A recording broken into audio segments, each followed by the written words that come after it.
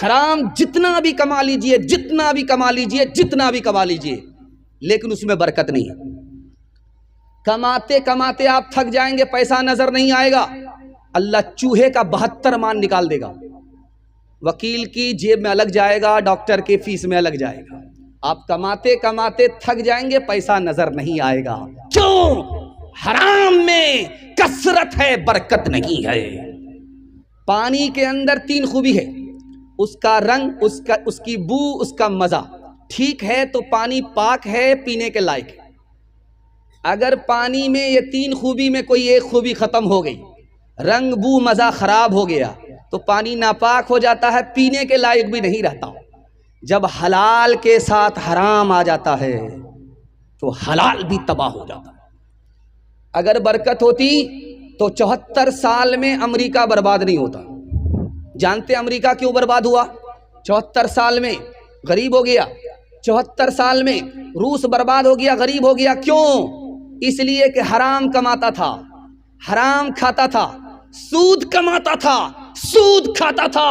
اللہ کا وعدہ کہ سود میں برکت نہیں ہے، تجارت میں برکت ہے۔ 74 سال میں امریکہ بھی برباد، روس بھی برباد۔ اور ایک بات یاد رکھیے، حرام انسان کو حرام کی طرف لے جاتا ہے۔ جانتے ہیں کیوں؟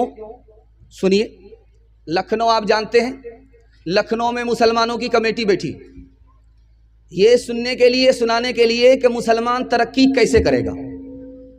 تو ان مسلمانوں نے کہا کہ سود کو مسلمانوں نے چھوڑ دیا، اس لیے ترقی نہیں ہے۔ سود کو پکڑے گا مسلمان، ترقی کرے گا۔ اگر آپ نے سود کو گناہ نہیں سمجھا، اس دن آپ کا ایمان چلا جائے گا۔ حرام انسان کو حرام کی طرف لے کر کے آیا اور سینے سے ایمان کا جنازہ اٹھ گیا۔ دھیان سے سنیے گا، ایک مثال پر پیغام کو ختم کر رہا ہوں۔ آپ دیکھے ہوں گے سماج میں جب کتا پیشاب کرتا ہے تو ٹانگ اٹھا لیتا ہے۔ آپ نے دیکھا ہے کتا پیشاب کرتا ہے ٹانگ اٹھاتا ہے۔ کیوں اٹھاتا ہے یہ راز آپ کو بتا رہا ہوں۔ جب کتا پیشاب کرتا ہے ٹانگ اس لیے اٹھاتا ہے کہ ٹانگ میں پیشاب نہ لگے، اس لیے اٹھاتا ہے۔ لیکن اسی کتا کو دیکھیے گا منہ سے پخانہ اٹھا رہا ہے، تو اس وقت اس کو نظر نہیں آتا کہ ٹانگ کو تو بچا رہے ہیں، منہ کو کیوں نہیں بچاتے؟ یہی حرام کمانے والے کا حال ہے۔ وہ پیشاب سے اپنے کو بچاتا ہے، پخانہ سے اپنے کو بچاتا ہے، یہ گندگی ہے۔ لیکن پیشاب پخانہ سے بھی زیادہ گندی چیز جو حرام ہے، اس کو حلق کے نیچے اتار رہا ہے۔ دیکھیے انسان کو حرام کہاں پہنچاتا ہے۔ آخری مثال پر پیغام ختم کر رہا ہوں۔ آپ لوگ سننے کے لیے یہاں سے لے کر کے وہاں تک تیار ہے؟ دونوں ہاتھ اٹھائیے انشاءاللہ۔ بیٹی کی شادی فری میں کریں گے، ہاتھ اٹھائیے انشاءاللہ۔ بیٹا کی شادی فری میں نہیں کریں گے، ہاتھ اٹھائیے انشاءاللہ۔ دھیان رکھیے گا، تیزی کے ساتھ نکل جائے گا، بہت تیزی کے ساتھ نکل جائے گا۔ دھیان سے آپ دیکھیں گے کتا کو، کوا کو، دونوں کے فرق کو دکھا رہا ہوں۔ کوا کو کوئی چیز اگر کھانے کی ملے گی وہ اکیلا نہیں کھائے گا، پوری بستی کے کوا کو جمع کرے گا، پوری بستی کے کوا کو جمع کرے گا، سمدھی کو بھی، سالہ کو بھی، داماد کو بھی، سب کو جمع کرے گا۔ جب سب لوگ جمع ہو جائیں گے تب وہ کھائے گا۔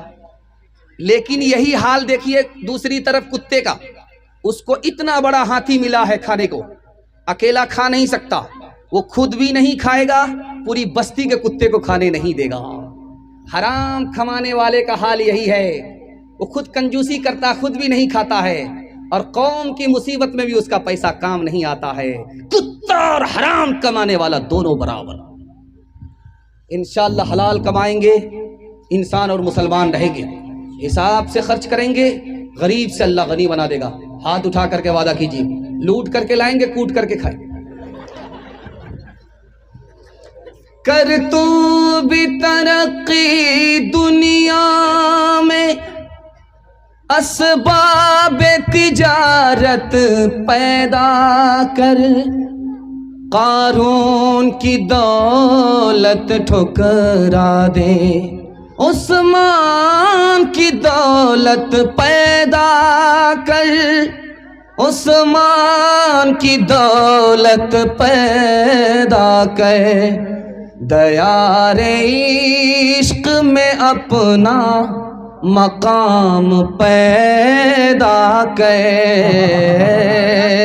نیا زمانہ نئی صبح و شام پیدا کر، خدا اگر دل فطرت شناس دے تجھ کو، سکوت لال و گل سے کلام پیدا کر، میرا طریق امیری نہیں فقیری ہے، خودی نہ بیچ غریبی میں نام پیدا کر، خودی نہ بیچ غریبی میں نام پیدا کر۔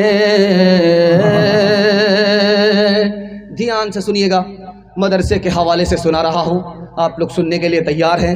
دونوں ہاتھ اٹھائیے انشاءاللہ، بالکل صحیح، ذرا ساتھ کن معاف ہے آپ کا، پیشاب پخانہ روک کر کے بیٹھیں گے، ہاتھ اٹھائیے انشاءاللہ، یہ غلطی مت کیجیے گا، نکل جائیے گا مجمع خراب ہو جائے۔ دھیان سے رکھیے گا، آپ کو ہاتھ اٹھانے کے لیے، آپ کو دماغ کو ٹٹولنے کے لیے بار بار میں آپ کا امتحان کیوں لیتا ہوں؟ تاکہ میرا پیغام ضائع نہ ہو جائے، اس کی حفاظت ہو، آپ دماغ سے بھی بیدار رہیں، دل سے بھی بیدار رہیں، اور پیغام دل تک پہنچ جائے اور عمل کے کان تک پہنچ جائے۔ اللہ ہمارے سنانے کو، آپ کے سننے کو بے حد قبول فرمائے۔ دھیان سے سنیے گا، چوتھا پیغام مدرسے کے حوالے سے لے کر کے آ رہا ہوں۔ جلسہ آپ کا آدھا سے زیادہ گزر چکا ہے، تھوڑا سا جلسہ باقی رہ گیا ہے، محبت کے ایک جھٹکے میں انشاءاللہ ہاتھی تو پاس ہو گیا ہے، دم پھنسی ہوئی ہے انشاءاللہ وہ بھی پاس ہو جائے۔ دھیان سے سنیے گا، تیزی کے ساتھ نکل جائے۔ مسجد میں امام نہیں ہے، نماز ہو رہی ہے، مسجد ویران ہے۔ مسجد میں امام تو ہے، ڈاکٹر کا فیس نگد ہے، امام کی تنخواہ ادھار ہے، مسجد ویران ہے۔ مسجد میں امام تو ہے لیکن غلام سے بدتر زندگی گزار رہا ہے، کہ جس کی بیوی پر حکومت نہیں ہوتی وہ بھی امام پر آ کر کے حکومت کر رہا ہے، مسجد ویران ہے۔ ساری دنیا امیر ہو رہی ہے لیکن امام غریب سے غریب ہوتا جا رہا ہے، مسجد ویران ہے۔ دھیان سے سنیے گا، مدرسے کا 4 احسان پوری ملت پر۔ پہلا احسان، اگر یہ مدرسہ نہیں ہوتا تو اسلام باقی نہیں رہتا، اگر یہ مدرسہ نہیں ہوتا تو ہم انسان نہیں رہتے، جانور سے بھی بدتر ہو جاتے، اگر یہ مدرسہ نہیں ہوتا تو ہمارے بچے کو باپ نہیں ملتا، کیونکہ نکاح سے ہی بچہ حلال ہوتا ہے، اور نکاح پڑھانے والا مدرسے ہی کا آدمی ہوتا ہے۔ یہ مدرسہ نہیں ہوتا تو بچے کو ماں ملتی، باپ نہیں ملتا، یہ مدرسہ نہیں ہوتا تو ہمارے بچے کو فری میں تعلیم نہیں ملتی۔ لیکن اس مدرسے میں پڑھنے والے کتنے لوگ ہیں؟ 100 میں صرف 4 بچے، 100 میں صرف 4 بچے مدرسے میں پڑھنے کے لیے آ رہے، باقی سب گول ہے۔ مدرسے کا عالم اگر مدرسے میں کام کر رہا ہے تو ہم کہتے ہیں کہ یہ تو تنخواہ لے کر کے کام کر رہا ہے، کون سا دین کا کام ہو رہا ہے۔ مدرسے کا عالم اگر غریب ہے تو کہتے ہیں اس کو تو دنیا سے کوئی مطلب ہی نہیں ہے۔ مدرسے کا عالم اگر امیر ہے تو چائے کی دکان میں بولتے ہیں کہ راتوں رات کہاں سے مالدار ہو گیا، ضرور گھوٹالہ کیا ہوگا۔ مدرسے کا عالم اگر سیاست میں آ گیا تو ہم کہتے ہیں کہ عالم کو کیا ضرورت ہے سیاست میں آنے کی۔ اور ابھی 3 خیال بڑے خطرناک ہیں جو میں آپ کے سامنے رکھنے کے لیے جا رہا ہوں۔ کیا کہتے ہیں کہ حضور کے زمانے میں مسجد بڑی ہوتی تھی، ابھی کے زمانے میں مدرسہ بڑا ہو رہا ہے، مدرسے پر انگلی اٹھا رہے۔ حضور کے زمانے میں صحابہ کے سینے میں درد ہوتا تھا، آج کے مدرسے کے عالموں کے سینے میں درد نہیں ہے، عالموں پر انگلی اٹھا رہے۔ تیسری بات، حضور کے زمانے میں کلمہ اور ایمان کی تعلیم ہوتی تھی، آج مدرسے میں کلمہ اور ایمان کی تعلیم نہیں ہوتی، مدرسے کی تعلیم پر انگلی اٹھا رہے۔ جانتے ہیں انگلی اٹھانے والے کا کتنا بڑا نقصان ہے؟ 3 نقصان ہے۔ اللہ اس کو علم سے محروم کر دے گا، اس کے خاندان کو علم سے محروم کر دے گا، وہ خود بھی گمراہ ہوگا، اس کی اولاد بھی گمراہ ہو جائے گی۔ ہاتھ جوڑ کر کے میں آپ سے کہتا ہوں، عالموں سے محبت کیجیے اور مدرسے میں بھیج کر کے اپنے بچے کو تعلیم دلائیے، مدرسے کا تعاون کیجیے، اللہ کے وارث، اللہ کے رسول کے وارث سے محبت کیجیے، اللہ آپ سے محبت کرے گا۔ اللہ کے رسول کے گھر پر آپ مہربان ہو جائیے، اور اللہ کے رسول کا خدا آپ کے اوپر مہربان ہو جائے گا انشاءاللہ۔ مدرسے کو تعاون کریں گے، مدرسے کے علماء کی تعظیم کریں گے، مدرسے میں بھیج کر کے اپنے بچے کو تعلیم دلائیں گے۔ ہاتھ اٹھائیے انشاءاللہ۔ اپنا بچہ اسکول میں، قوم کا بچہ مدرسے میں، ہاتھ اٹھائیے انشاءاللہ۔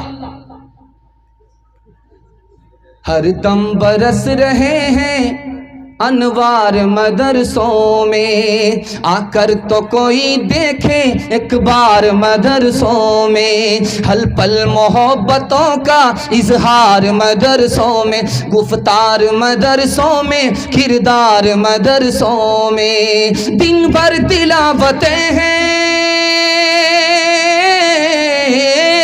دن بھر تلاوتیں ہیں، شب بھر عبادتیں ہیں، ہوتا نہیں کوئی دن اتوار مدرسوں میں، ہوتا نہیں کوئی دن اتوار مدرسوں میں۔